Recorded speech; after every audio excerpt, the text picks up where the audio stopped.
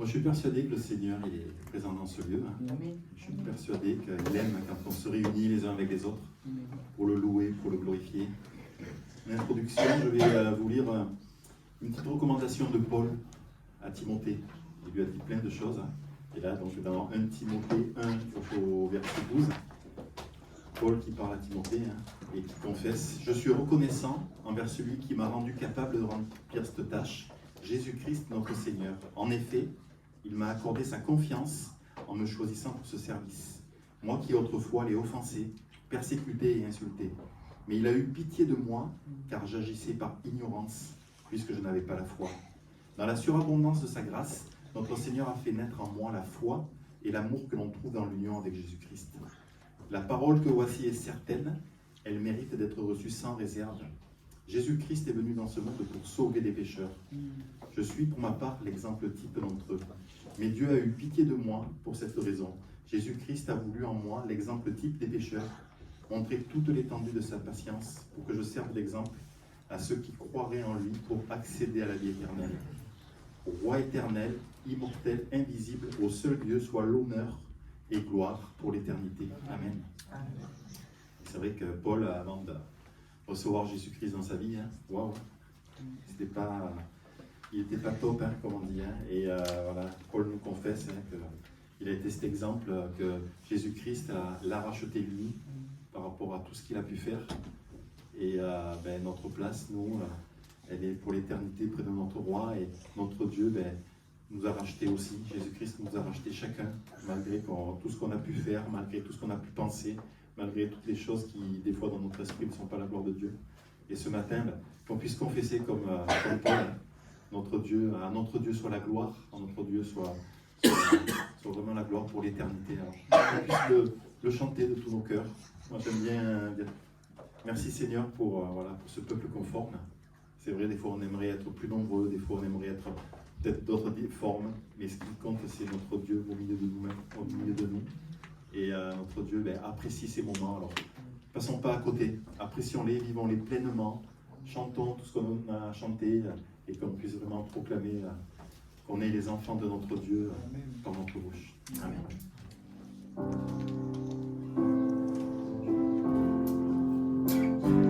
Fais monter vers ton roi, déclame joie, que ta voix s'élève et chante alléluia. Viens te prosterner devant sa majesté, entre joyeusement dans la présence de Dieu. Tu m'as donné la vie, tu as payé le prix. Tu m'as franchi, toi Seigneur, celui qui me guérit. Toi seul me rassasie, car tu es le berger de ma vie. Je t'adore, mon Seigneur, mon roi. On l'entend? Fais monter vers ton roi, déclame joie, que ta voix s'élève et chante alléluia.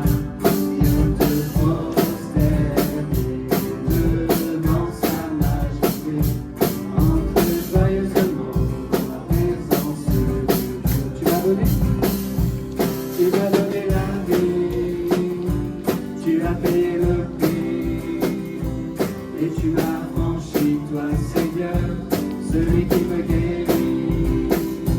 Toi seul me rassasie, car tu es le berger de ma vie. Je t'adore, mon Seigneur, mon roi. Tu m'as donné la vie, tu as payé le prix. Et tu m'as franchi, toi Seigneur, celui qui me guérit. Toi seul me rassasie, car tu es le berger de ma vie.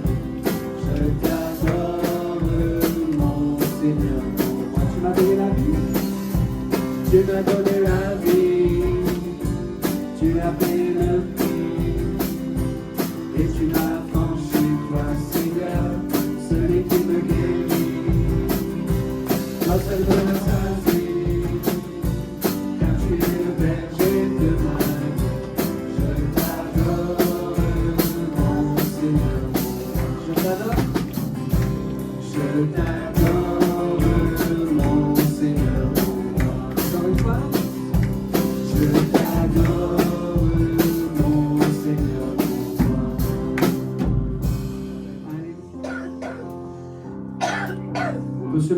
commence ensemble.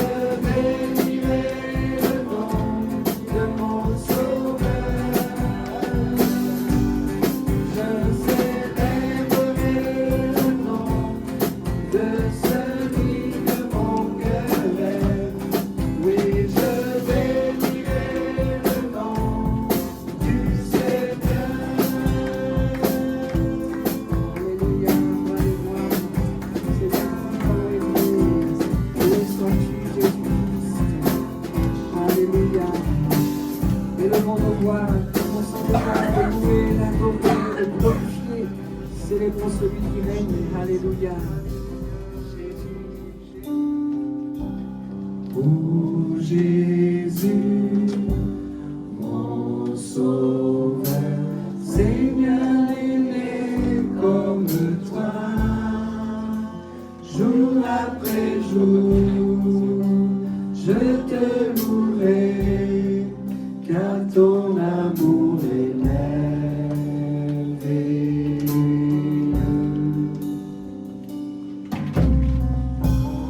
mon abri, mon refuge, mon réconfort, mon rocher, tout ce qui vit, c'est que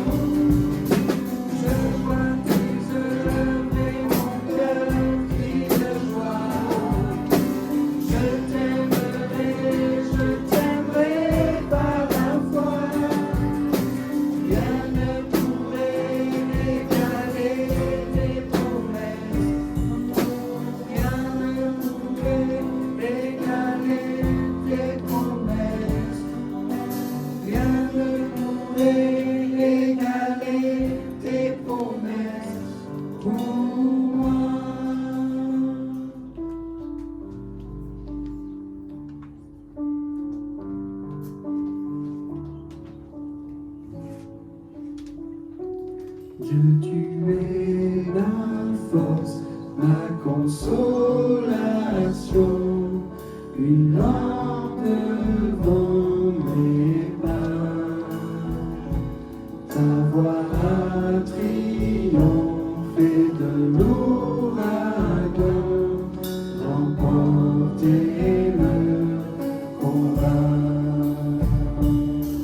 Tu m'offres chaque jour ton infaillible amour, toi qui as fixé le cours des étoiles, sois mon encre, sois ma voix. Tu tends mes ailes pour toucher les cieux, protégé par ta main. Ta grâce m'appelle à lever les yeux et suivre ton chemin. Tu m'offres chaque jour ton infaillible amour, toi qui as fixé le cours des étoiles, sois mon encre, sois ma voix. Ta miséricorde coule de la croix, ton sang m'a racheté. Tout ce que je suis vient de toi, sans fin je te louerai. Tu m'offres chaque jour ton infaillible amour, toi qui as fixé le cours des étoiles, sois mon encre, sois ma voix. Ta miséricorde coule de la croix, ton sang m'a racheté. Tout ce que je suis me vient de toi, sans fin je te louerai. Tu m'offres chaque jour ton infaillible amour, toi qui as fixé le cours des étoiles, sois mon encre, sois ma voix. Tu m'offres chaque jour ton infaillible amour, toi qui as fixé le cours des étoiles, sois mon encre, sois ma voix. Une dernière fois, tu m'offres. Tu m'offres chaque jour ton infaillible amour, toi qui as fixé le cours des étoiles, sois mon encre, sois ma voix. Notre Dieu est rempli d'amour pour chacun d'entre nous. On va lire ensemble, on va rester dans Timothée, 1 Timothée au chapitre 2 et au verset 1er.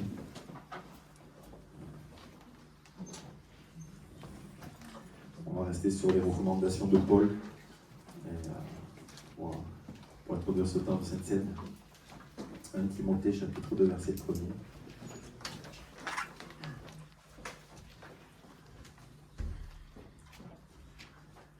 Je recommande en tout premier lieu que l'on adresse à Dieu des demandes, des prières, des supplications et des remerciements pour tous les hommes.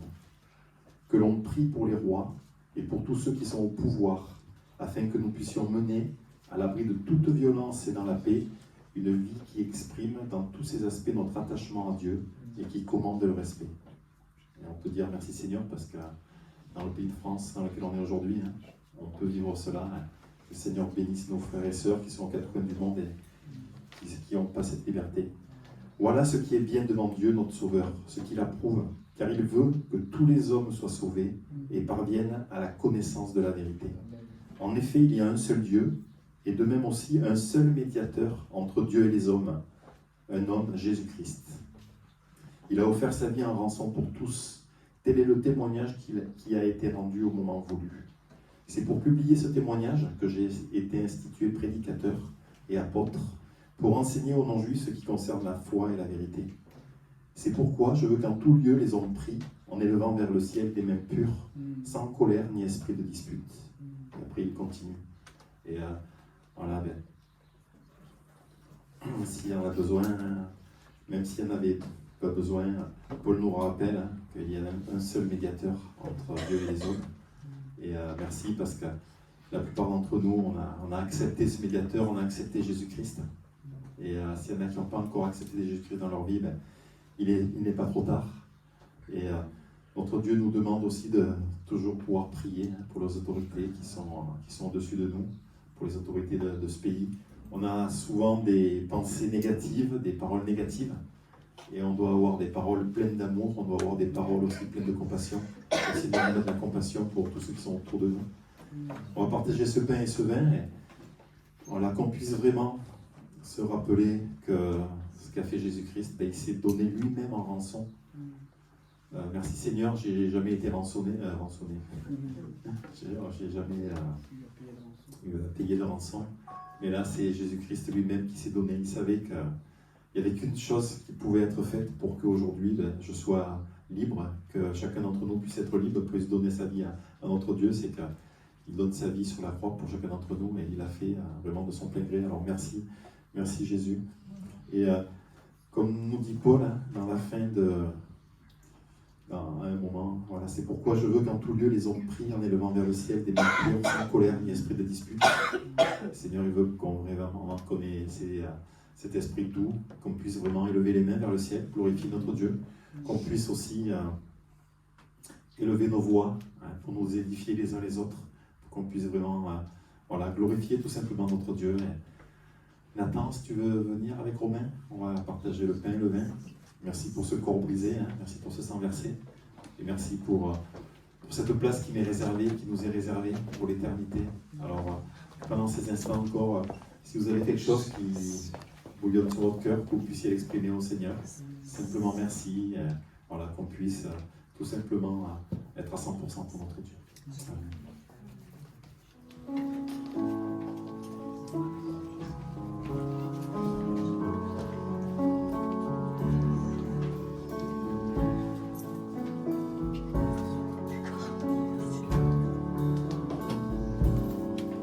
De son trône de clarté, de son ciel de pureté, Jésus-Christ est descendu jusqu'à nous, pécheurs perdus.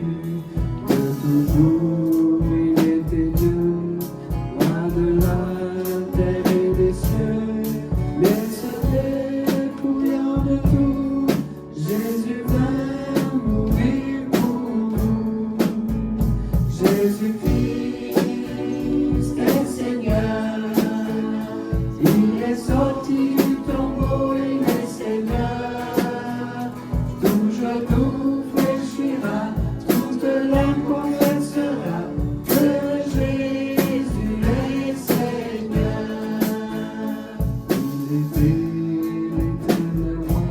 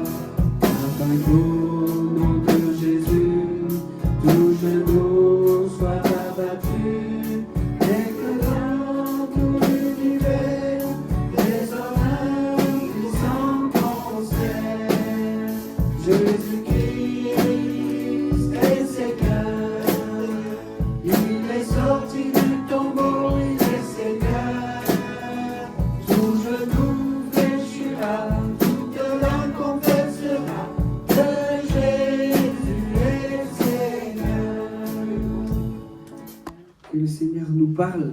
J'aimerais que nous puissions parler ce matin en son nom de la foi. J'ai marqué sur mes notes, la foi, pourquoi faire ? Pourquoi est-ce que la foi est précieuse ? Pourquoi elle est si importante ? On aurait pu prendre plusieurs passages dans la Bible qui nous parlent de la foi. Le Seigneur en a mis un sur mon cœur. On le trouve dans l'épître de Paul aux Romains, au chapitre 4. Et on ira pour commencer les versets 1 à 8. Et on continuera la lecture de ce chapitre. Dans un premier temps, les versets 1 à 8 du chapitre 4 de l'épître aux Romains. Romains 4, verset 1. Prenons l'exemple d'Abraham, l'ancêtre de notre peuple selon la descendance physique. Que pouvons-nous dire à son sujet ? Quelle a été son expérience ? S'il a été déclaré juste en raison de ce qu'il a fait, alors certes, il peut se vanter. Mais ce n'est pas ainsi que Dieu voit la chose. En effet, que dit l'Écriture ? Abraham a eu confiance en Dieu et Dieu a porté sa foi à son crédit pour le déclarer juste. Si quelqu'un accomplit un travail, on lui compte son salaire, non pas comme si on lui faisait une faveur, mais d'après ce qui lui est dû. Et si quelqu'un n'accomplit pas les œuvres requises par la loi, mais place sa confiance en Dieu qui déclare juste les pécheurs, Dieu le déclare juste en portant sa foi à son crédit. De même, David déclare béni l'homme que Dieu déclare juste sans qu'il ait produit les œuvres qu'exige la loi. Ils sont bénis ceux dont les fautes ont été pardonnées et dont les péchés ont été effacés. Il est béni l'homme au compte de qui le Seigneur ne porte pas le péché. Amen. Dans la première partie de ce chapitre, on voit que Paul commence par développer l'idée forte que la foi sauve. La foi sauve. On peut commencer par essayer de creuser ensemble quelle pourrait être la définition qui pourrait nous mettre en accord sur ce mot de foi. Dans le texte ancien, c'est le grec qui est utilisé, le mot c'est pistis. Je l'ai certainement écorché. Mais la définition qu'on pourrait appliquer à ce mot est celle-ci, conviction de la vérité de toute chose, croyance. Dans le Nouveau Testament, une conviction ou une confiance concernant la relation avec Dieu et les choses divines, généralement avec l'idée inclue de confiance et de ferveur sainte nées de la foi et qui lui sont adjointes. Et la définition poursuit en disant que la foi concernant Dieu, c'est la conviction que Dieu existe, qu'il est le créateur et maître de toutes choses, celui qui pourvoit et qui accorde le salut éternel à travers Christ. Et puis, la foi concernant Christ, conviction forte et bienvenue que Jésus est le Messie, à travers de qui nous obtenons le salut éternel dans le royaume de Dieu. Amen. La foi sauve.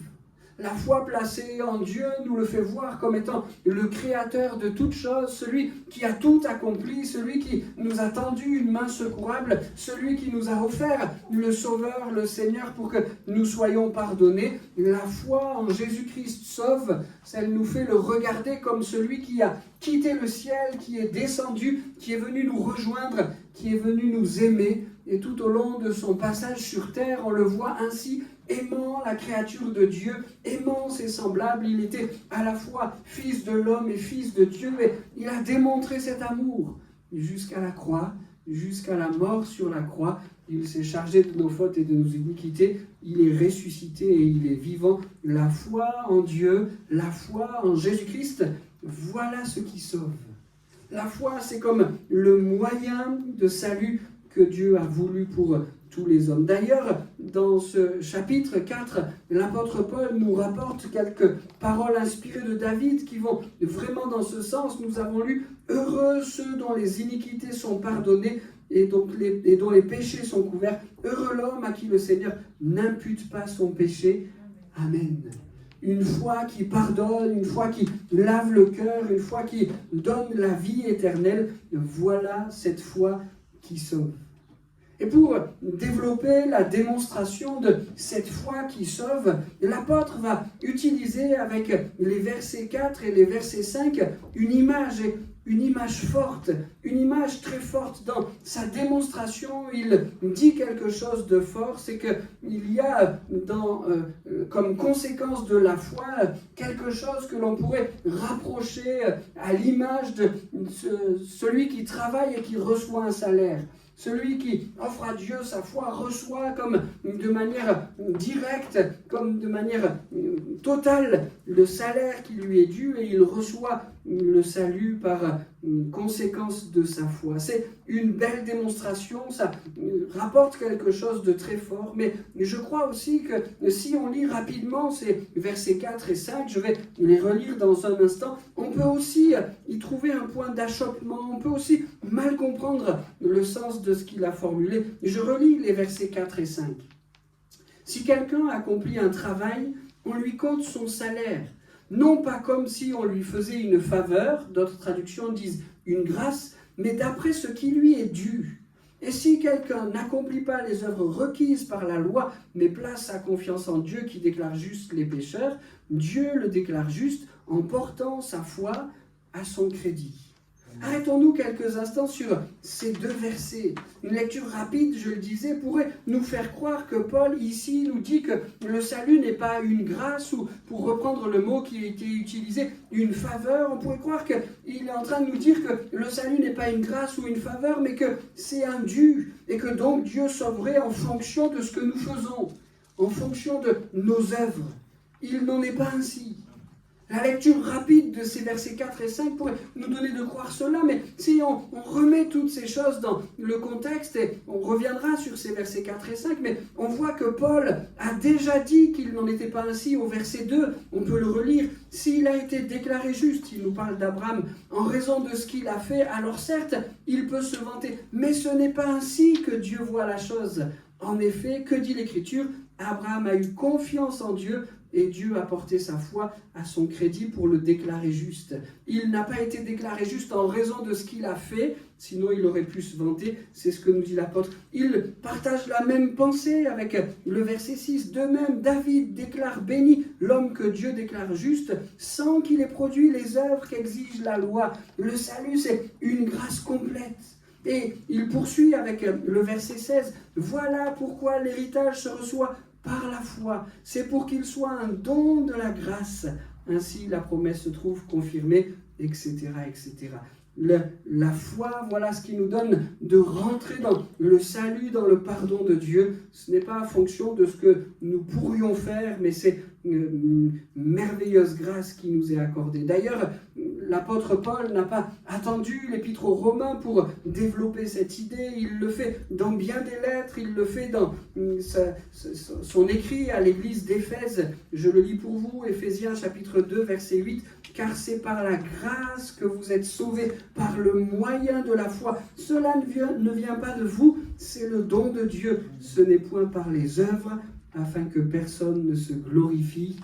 Amen. » La foi, voilà ce qui nous sauve. Ce ne sont pas nos œuvres, nos actions, ce que nous pourrions mettre en place, même si tout cela est précieux et important. Mais alors, comment nous faut-il comprendre ces versets 4 et 5, cette image que l'apôtre utilise entre le salaire, le travail et le salaire? Comment nous faut-il comprendre cette démonstration de l'apôtre Paul? Il est en train d'expliquer avec une image, je redis ce que je disais tout à l'heure, avec une image qui présente quelque chose de fort. L'image est forte, celle du salaire. S'il y a foi, il y a forcément salut. S'il y a foi, on peut s'attendre, on peut avec assurance savoir que nous sommes pardonnés et sauvés. De la même manière que s'il y a travail, il y a forcément salaire. Si ce n'est pas le cas, vous avez le droit d'aller frapper à la porte du patron en disant « il y a un problème ».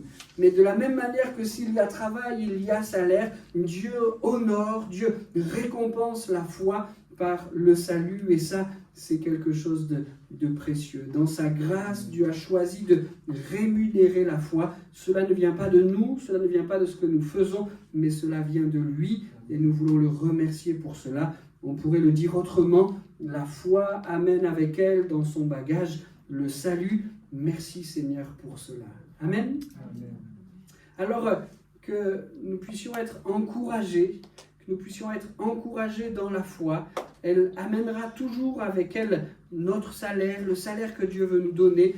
Ne soyons pas découragés quant aux fruits que notre foi devrait porter dans notre vie et dans notre cœur. Nous pouvons être assurés qu'à la fois Dieu ajoute sa bénédiction, sa grâce, son salut, son pardon. Offrons à Dieu notre foi, attendons avec joie, attendons les heureuses bénédictions, les heureux fruits, les heureuses conséquences que le Seigneur voudra nous donner. Ça ne signifie pas qu'on n'aura pas d'épreuves ou de moments plus difficiles, mais ça signifie qu'au milieu des épreuves, il nous faudra veiller à persévérer, veiller à entretenir. Peut-être que l'on pourrait dire surveiller dans le bon sens du thème, veiller sur notre foi, afin qu'elle ne défaille pas. La foi offerte à Dieu reçoit sa récompense, reçoit sa rémunération. Dans nos moments de victoire, cela est comme une évidence dans nos cœurs. Dans nos moments de combat, cela peut être plus difficile. Soyons encouragés à persévérer dans la foi, parce que notre Dieu est celui qui la récompense. D'ailleurs, Paul l'enseigne aux Thessaloniciens à veiller sur leur foi, même dans les moments plus difficiles. Là aussi, je lis pour vous ce texte, 1 Thessaloniciens 3, verset 1. « C'est pourquoi, impatients que nous étions, et nous décidant à rester seuls à Athènes, nous envoyâmes Timothée, notre frère, ministre de Dieu, dans l'évangile de Christ,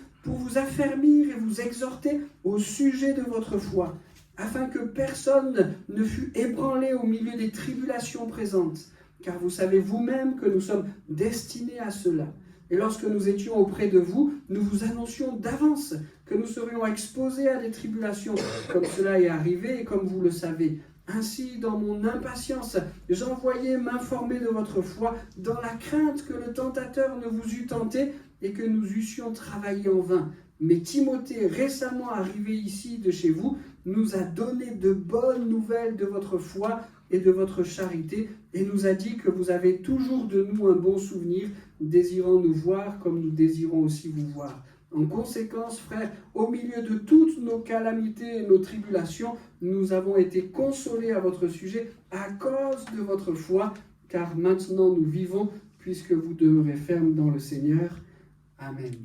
Il y avait des liens forts, des liens étroits entre Paul et les Thessaloniciens. Et si Paul et ses gens vivaient une tribulation très forte, Paul savait que ces tribulations auraient des conséquences sur l'église des Thessaloniciens, de Thessalonique. Et donc il envoie Timothée pour s'assurer qu'ils vont bien, s'assurer qu'ils n'ont pas été trop affectés par les tribulations, les épreuves que Paul a subies. Et remarquez quel est le bilan, quel est le commentaire que Timothée fait à l'apôtre Paul. Il ne dit pas, écoute, l'église de Thessalonique va bien, il y a une croissance, ils sont passés de tant de personnes à tant de personnes en peu de temps. Il ne dit pas, écoute, l'église de Thessalonique va bien parce que le niveau des offrandes est quand même important. Il ne dit pas, écoute, l'église de Thessalonique va bien parce que telle et telle raison. Il en apporte une seule et elle est suffisante pour englober tout le reste.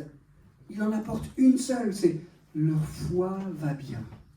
Et parce que leur foi va bien, tout le reste va découler. Parce que leur foi va bien, l'église va bien. Parce que leur foi va bien, l'église est triomphante. Parce que leur foi va bien, alors il y a des victoires, il y a un produit qui est là dans leur vie. Et cela m'encourage.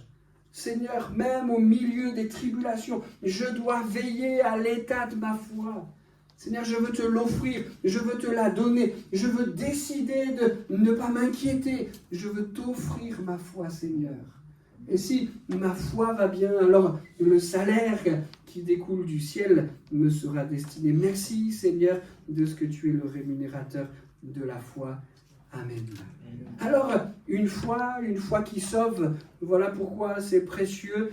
Si nous reprenions le titre de ce message, la foi, pourquoi faire, si nous n'apportions que cette première réponse, elle serait déjà largement suffisante. Pourquoi croire? Pourquoi avoir foi? Parce que voilà ce qui sauve, la foi sauve. Mais nous pouvons, avec ce chapitre 4 de l'Épître aux Romains, trouver une autre réponse à cette question, à quoi sert la foi? Et on va maintenant faire la lecture des versets suivants, les versets 9 à 13. Cette bénédiction est-elle réservée aux seuls circoncis ou est-elle aussi accessible aux incirconcis? Nous venons de le dire, Dieu a porté la foi d'Abraham à son crédit pour le déclarer juste. À quel moment cela a-t-il eu lieu? Quand Abraham était circoncis ou quand il était incirconcis? Ce n'est pas quand il était circoncis, mais quand il ne l'était pas encore. Et Dieu lui donna ensuite le signe de la circoncision comme sceau de la justice qu'il avait déjà reçu par la foi avant d'être circoncis. Il est devenu ainsi le Père de tous ceux qui croient sans être circoncis, pour qu'ils soient déclarés justes par Dieu de la même manière. Il est aussi devenu le Père des circoncis, qui ne se contentent pas d'avoir la circoncision, mais qui suivent l'exemple de la foi que notre Père Abraham a manifesté alors qu'il était encore incirconcis, car la promesse de recevoir le monde en héritage a été faite à Abraham ou à sa descendance, non parce qu'il avait obéi à la loi, mais parce que Dieu l'a déclaré juste à cause de sa foi. Amen. On pourrait passer rapidement sur cette partie du chapitre 4 en disant « mais nous ne sommes pas concernés par cela ». L'apôtre Paul devait s'arrêter sur la question de la circoncision pour les chrétiens de Rome parce qu'il y avait un débat entre les Juifs et les nouveaux convertis à Jésus-Christ, un débat concernant la circoncision. On pourrait passer rapidement sur ces quelques versets, mais j'y trouve pourtant, alors que notre culture ne nous pousse pas à nous poser cette question, je trouve pourtant qu'il y a dans ces quelques versets une autre réponse à cette question: à quoi sert la foi? Je crois qu'ici, l'apôtre Paul développe la pensée que la foi doit être la marque du chrétien. Si autrefois, si à l'époque de Paul et de Jésus, la circoncision marquait le peuple juif comme appartenant à Dieu, comme étant, faisant partie du peuple de Dieu, je crois que de la même manière, notre foi en Dieu doit nous marquer. On doit être reconnu comme étant chrétien pour la foi que l'on véhicule, la foi que l'on porte. Est-ce que c'est l'image que ceux qui nous entourent retiennent de nous? Ça, c'est quelqu'un de foi. Peut-être que ce ne sera pas ce mot-là qu'ils utiliseront, mais c'est quelqu'un qui a confiance, c'est quelqu'un qui est optimiste, c'est quelqu'un qui ne se laisse pas ébranler. Même au milieu de la tempête, il considère, il croit qu'un secours est possible. La foi doit nous marquer en tant que chrétiens. Je dois me confesser, je n'ai pas réussi à faire ça hier. Peut-être avez-vous remarqué que hier, des rideaux ont été installés. On a travaillé un moment avec Philippe, et je l'en remercie, pour installer les tringles. Et puis après, mon épouse et Sylviane ont travaillé un autre moment pour découper les rideaux, faire les ourlets, les repasser, etc., etc. Elles ne sont pas là, mais je les remercie aussi. Mais pendant la première étape là, de poser les tringles, j'ai vraiment, mais alors vraiment manqué de foi. La première étape, c'est d'ouvrir le matériel. Tiens, c'est surprenant. Est-ce que ça va tenir? Est-ce que ça va marcher? La deuxième étape, c'est de voir comment est-ce qu'on peut adapter le matériel à notre contexte. Ouh là là, est-ce que ça va supporter le poids? La troisième étape, c'est d'arriver à respecter la notice pour suivre bien les étapes comme il faut et ne pas abîmer. Je dois confesser qu'à chacune de ces étapes, j'ai dit, Philippe pourra emporter le témoignage, ça ne marchera pas, ça ne tiendra pas, on n'y arrivera pas. Ça illustre tout à fait l'inverse de ce que je voudrais partager ce matin dans le message. Pour les petites choses comme ça, mais surtout pour les plus grandes. Qu'il y ait sur nous une marque de foi. Que nous ne soyons pas dans ce monde, ceux qui ont toujours la tête baissée, à regarder le verre à moitié vide, à être pessimistes et tout ça, mais que la foi en notre Dieu nous pousse à lever la tête et à nous attendre à son intervention, à son action, au fait qu'il est là, au fait qu'il nous soutient, au fait qu'il ne lâchera pas notre main. S'il devait y avoir des optimistes sur cette terre, ça devrait être nous, non? Seigneur, que comme hier, la circoncision marquait le peuple juif comme étant un peuple qui appartenait à Dieu, qu'aujourd'hui notre foi soit reconnue comme le signe, comme le symbole de notre appartenance à Jésus-Christ, le Sauveur puissant, le Seigneur, le seul qui sauve. Amen.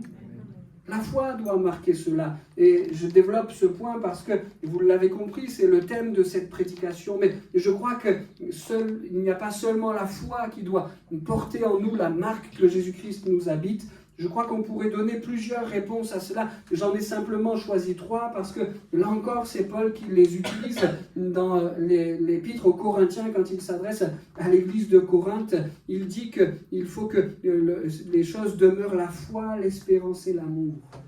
Et je crois que s'il faut que nous soyons en tant que chrétiens marqués par notre foi, que ce soit la marque de notre appartenance à Jésus, il faut qu'il en soit de même de l'amour. D'ailleurs, Jésus-Christ le dira: à votre amour, tous reconnaîtront que vous êtes mes disciples. Amen. Seigneur, aide-nous à ce que la foi, à ce que l'amour soit fermement chevillé à notre cœur. Et nous voulons ajouter cela, l'espérance, que les gens autour de nous puissent voir ces qualités en nous, qui leur montreront que Christ nous habite et que Christ est notre Sauveur et notre Seigneur. Amen. La foi marque le chrétien comme la circoncision marquait le juif. Amen. La foi a marqué Abraham avant que la circoncision ne le fasse. C'est ce que dit l'apôtre Paul aux Romains. Je voudrais relire les versets 10 et 11. À quel moment cela a-t-il eu lieu? Quand Abraham était circoncis ou quand il était encore incirconcis? Ce n'est pas quand il était circoncis, mais quand il ne l'était pas encore. La foi a devancé la circoncision dans le cœur d'Abraham. Je crois qu'ici, l'apôtre Paul met la foi à la bonne place. Peut-être que dans la culture juive, la circoncision et le fait d'être comme marqué comme le sceau, nous sommes le peuple de Dieu, était passé en premier. La foi n'était pas aussi importante. Et là, quand l'apôtre parle aux Romains, il dit: mais regardez même Abraham, celui que tous les Juifs regardent comme le père des nations, a d'abord cru. Et ensuite a reçu cette marque-là. Je souligne cela comme quelque chose qui est intéressant. Seigneur, nous voulons que la foi dans notre cœur, dans nos vies, dans notre quotidien, soit à sa bonne place. Nous ne voudrions pas laisser s'installer dans notre cœur d'autres choses qui viendraient en prendre sa place, d'autres choses qui nous permettraient de prendre de la hauteur. Nous ne voulons pas grandir, mais nous voulons diminuer pour que toi, tu grandisses en nous. Et cela est aussi le fruit de la foi. Et puis dire aussi avec le verset 16, je peux le relire: voilà pourquoi l'héritage se reçoit par la foi, c'est pour qu'il soit un don de la grâce. Ainsi la promesse se trouve confirmée à toute la descendance d'Abraham, c'est-à-dire non seulement à celle qui a la loi, mais aussi à celle qui partage la foi d'Abraham. Amen. Cette relation-là entre circoncision, incirconcision et foi nous apporte aussi un autre élément très fort, c'est que le salut n'est pas simplement au peuple juif, c'est que le salut n'est pas offert simplement aux juifs, la promesse de Dieu est pour ceux qui ont la loi, les juifs, mais elle est aussi pour ceux qui partagent, pour reprendre l'expression que nous avons lue, pour ceux qui partagent la même foi qu'Abraham. Le salut est donc par la foi offert à tous, et c'est pour cela que nous en sommes au bénéfice. Au moment où l'apôtre Paul le dit aux Romains, ce n'était pas encore une évidence, mais merci Seigneur de ce que cela l'est devenu. La promesse de Dieu est pour ceux qui ont la loi, les Juifs, mais elle est aussi pour tous ceux qui partagent la même foi qu'Abraham. Et nous sommes de cela. Merci Seigneur pour la foi que tu as déposée dans nos cœurs. Et puis, je voudrais m'arrêter sur la dernière partie de ce chapitre 4 pour trouver un autre élément qui est nécessaire pour notre foi. À quoi sert la foi? Eh bien, parce qu'elle nous sauve. À quoi sert la foi? Parce qu'elle est la marque du chrétien, son appartenance à Jésus. À quoi sert la foi? Eh bien, la foi sert à dépasser nos moments d'épreuve, nos moments de difficulté. On lit les versets 18 à 25.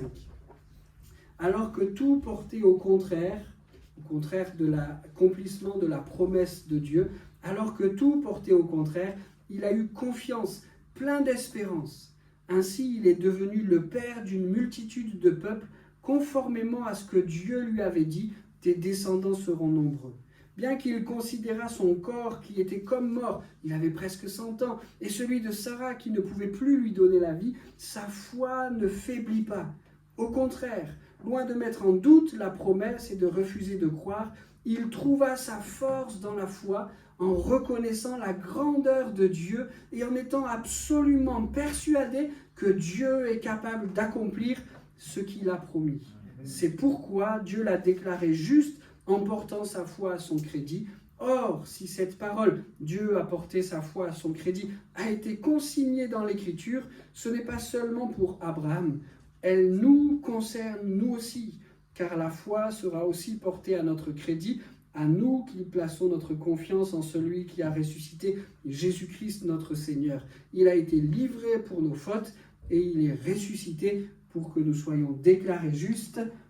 Amen. Amen. La foi est attaquée.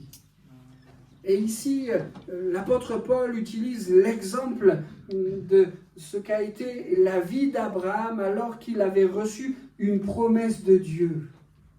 Tu vas avoir une descendance nombreuse comme le grain des sables, le grain de sable et comme les étoiles des cieux en aussi grand nombre que cela. Voilà quelle sera ta descendance.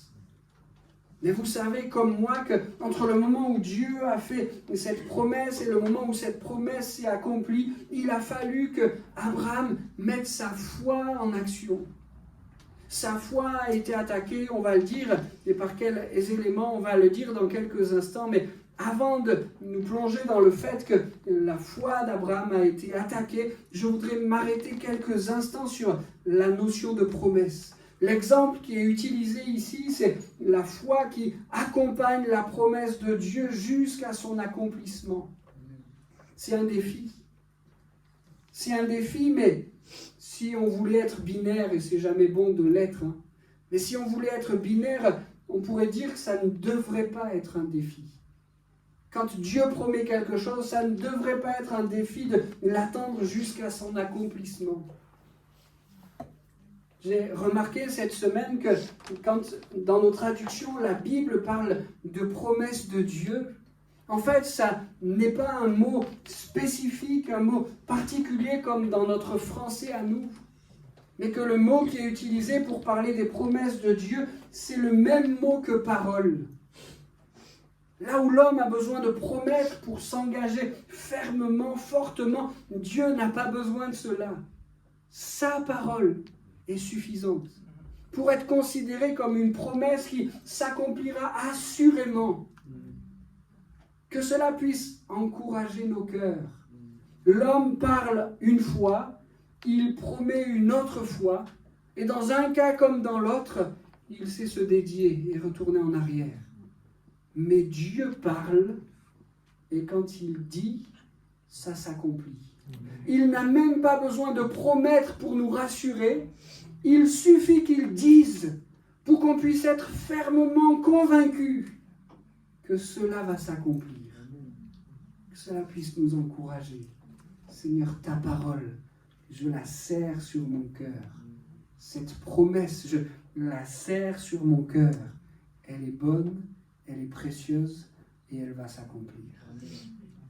Mais parce que c'est pas aussi facile que ça, parce qu'on n'est pas binaire, on sait que notre foi, quand Dieu nous a promis quelque chose, est attaquée. Elle cherche à être déstabilisée, même elle cherche à être mise par terre. La raison attaque les promesses de Dieu. Et combien ça a été vrai dans l'expérience d'Abraham.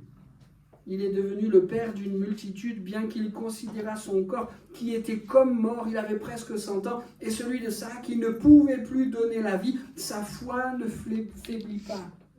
La raison a attaqué la foi d'Abraham pour essayer de la faire tomber, pour essayer de la renverser. Le raisonnable devait lui pousser à considérer que l'accomplissement de la promesse n'aurait pas lieu. Enfin, papa Abraham, tu as presque 100 ans. Sarah ne peut plus avoir d'enfant. Non seulement elle était stérile puisqu'elle n'en a pas porté toute sa vie, mais en plus maintenant son âge lui interdit de pouvoir imaginer qu'elle pourrait enfanter. Papa Abraham, enfin! Peut-être as-tu mal entendu. Certainement as-tu mal compris. La raison vient attaquer les promesses de Dieu. Le temps qui passe vient attaquer les promesses de Dieu.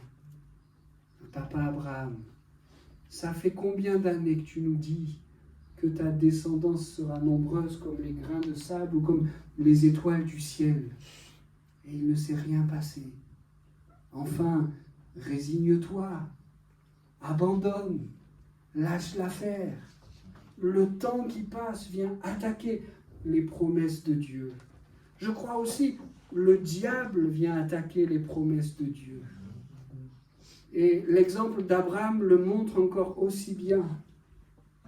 Une petite musique a commencé à retentir dans le cœur de Sarah. Et puis elle s'est répandue dans le cœur d'Abraham et où tous les deux ont saisi cette petite musique. Non, mais pour que la promesse s'accomplisse, il n'y a qu'une solution et qu'une seule. Et elle porte un nom, Agar. Abraham, va voir Agar. Et elle pourra te donner une descendance. Et alors la promesse pourra être accomplie. La raison attaque les promesses de Dieu. Le temps qui passe attaque les promesses de Dieu. Le diable fera toujours tout ce qu'il peut pour attaquer les promesses de Dieu. Mais quel merveilleux exemple Abraham nous donne.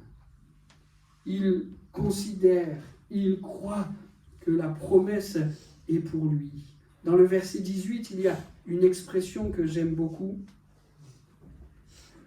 Ainsi, il devint le père d'une multitude de peuples, conformément à ce que Dieu lui avait dit. Tes descendants seront nombreux. Conformément à ce que Dieu lui avait dit. Que ça puisse être notre assurance, notre certitude.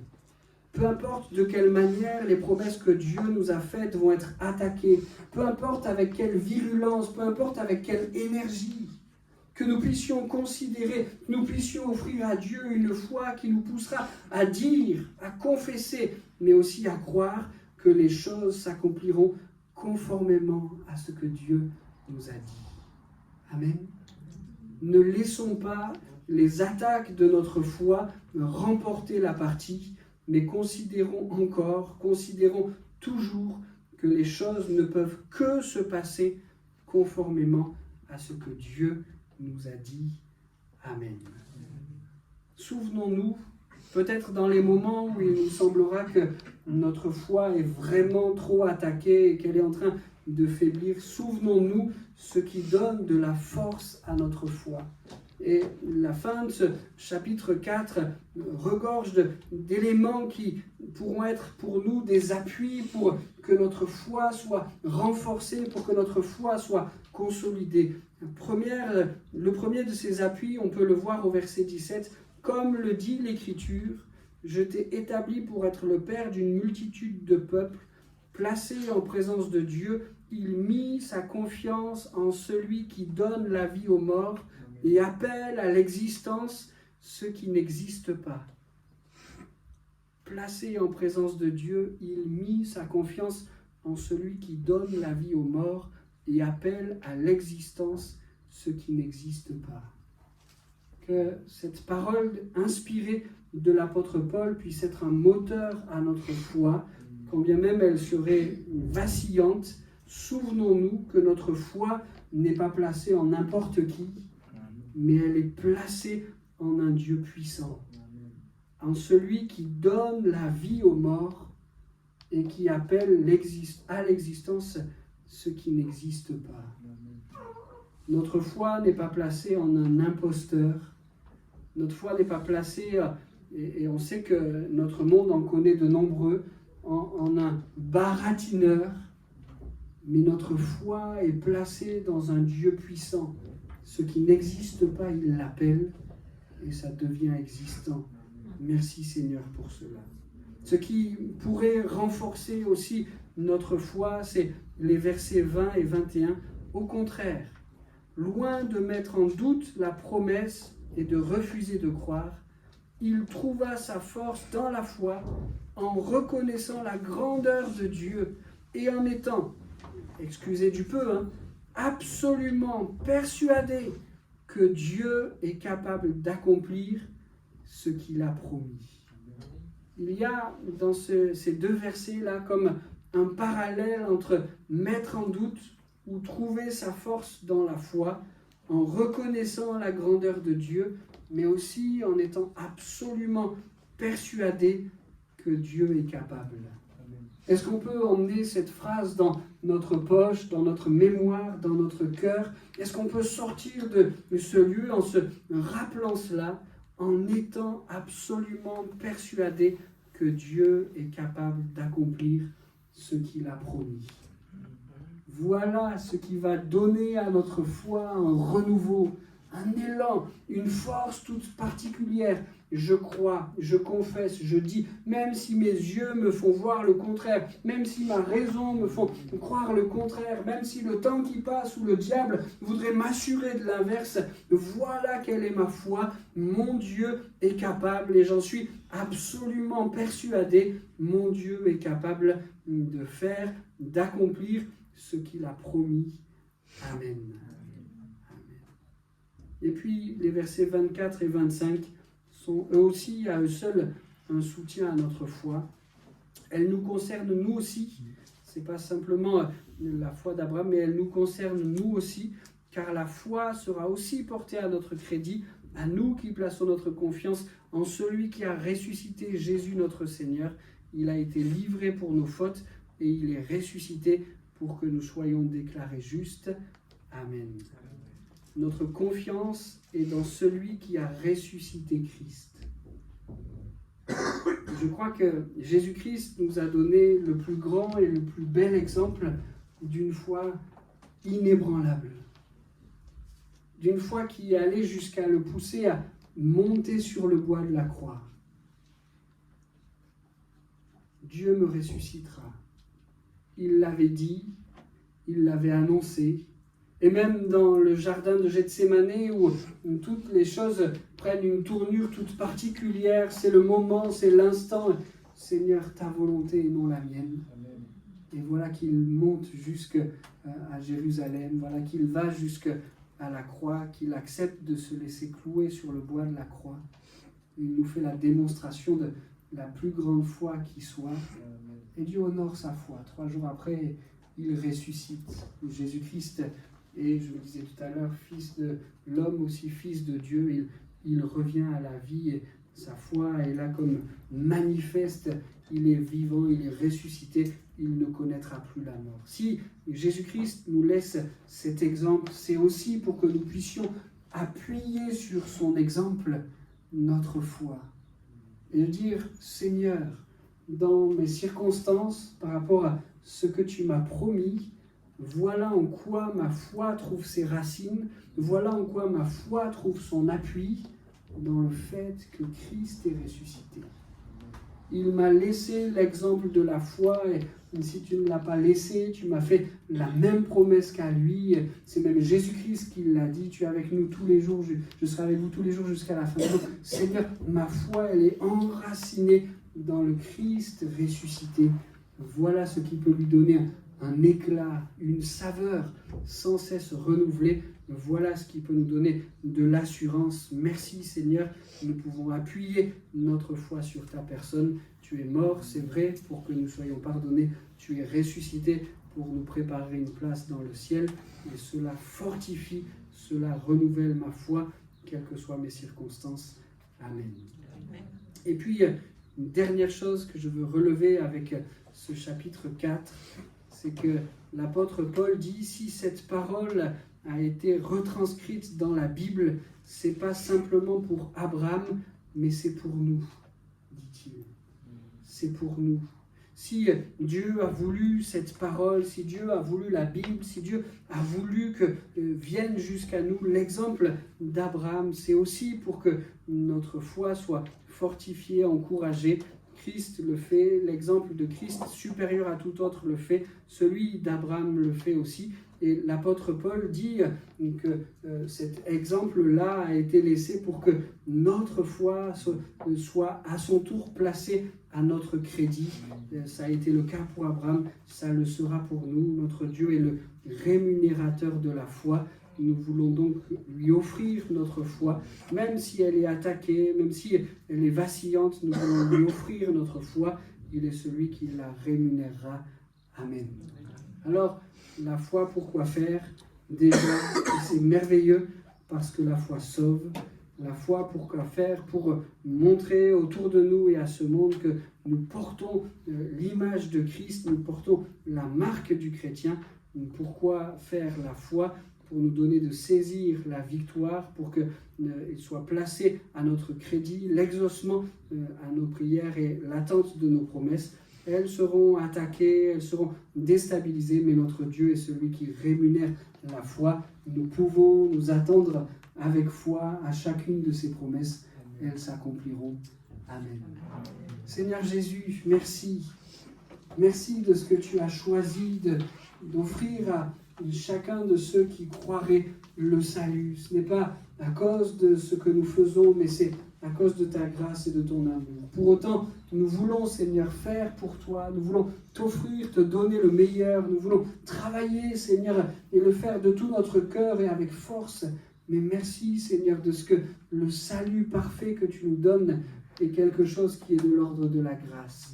Seigneur, merci parce que tu es ce Dieu qui a voulu nous sauver et de ce que tu as tout accompli pour que cela soit possible. Seigneur, nous voulons t'offrir une foi à chaque instant, à chaque moment, même qu'elle soit vue, qu'elle soit connue autour de nous. Seigneur, aide-nous à nous attendre en chaque circonstance, à chaque moment, à nous attendre à toi et à t'offrir notre foi. Et Seigneur, les fois où nous serons ainsi comme déstabilisés, où notre foi sera attaquée, Seigneur, nous voulons lui donner des forces en plongeant nos regards dans ta parole, dans ton exemple, Jésus, dans celui d'Abraham, dans tant d'autres, Seigneur, en réalisant, en croyant, en rappelant à notre cœur, à notre âme que notre foi est placée dans le Dieu qui peut tout, qui a tout pouvoir. Merci, Seigneur, nous en sommes convaincus et nous voulons le redire. Tu es un Dieu de parole, Seigneur, et ta parole est suffisante pour que nous soyons assurés qu'elle s'accomplira. Elle s'est déjà accomplie, Seigneur, en bien des situations, et toute ta parole s'accomplira jusqu'à ton retour, jusqu'à notre présence dans le ciel avec toi. Tu l'as promis et ça s'accomplira. Merci, Seigneur, pour cela. Je veux te prier particulièrement pour la foi de chacun de mes frères, chacune de mes sœurs ce matin, Seigneur, qu'elle soit réconfortée, qu'elle soit encouragée, qu'elle soit fortifiée, Seigneur, et que tous ensemble nous attendions avec assurance l'accomplissement de chacune de tes promesses personnelles, tes promesses pour l'Église, tes promesses pour notre travail, tes promesses pour notre famille, Seigneur. Nous voulons attendre ces choses dans la foi. Tu es un Dieu tout-puissant et tu n'es pas un homme pour mentir. Amen. Amen.